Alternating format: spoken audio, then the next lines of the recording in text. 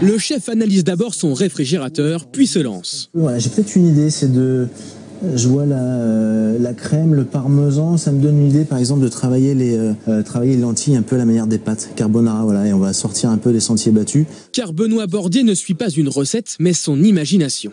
Pas de pâtes dans le placard ou pas envie d'en manger, va pour des lentilles à l'italienne. Ces lentilles, on les réchauffe avec un peu de crème, faut pas avoir peur d'en mettre. Mais improviser en cuisine, ça se prépare. D'où ce livre, pas de recette non, plus un manuel qui nous apprend notamment quels produits peuvent être associés. C'est vraiment un petit répertoire, c'est un pense-bête.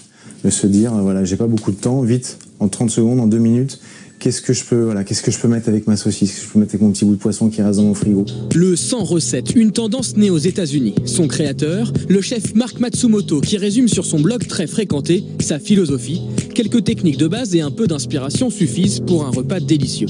Confiance et créativité sont au cœur du 100 recettes et de ce curieux atelier. Alors elles sont en train d'improviser, de créer, avec un ingrédient principal qui est aujourd'hui la prune. L'association Les Papilles Créatives s'affranchit aussi des livres de cuisine. On n'a pas à se demander est-ce que j'ai bien un ingrédient, c'est plutôt j'ai un ingrédient, c'est qu'est-ce que je vais bien pouvoir faire avec. Donc en fait c'est juste tout l'inverse. C'est très relaxant en fait. Ça impose de se faire un minimum confiance et puis d'avancer pas à pas, d'expérimenter, de tenter. L'intérêt c'est que justement on se reconnecte un petit peu à sa créativité, à sa spontanéité. On n'est pas focalisé sur un résultat. On suit son imagination, on suit ses intuitions. Ici, on recherche les qualités psychologiques du 100 recettes, mais sans mettre de côté ce vilain défaut qu'est la gourmandise.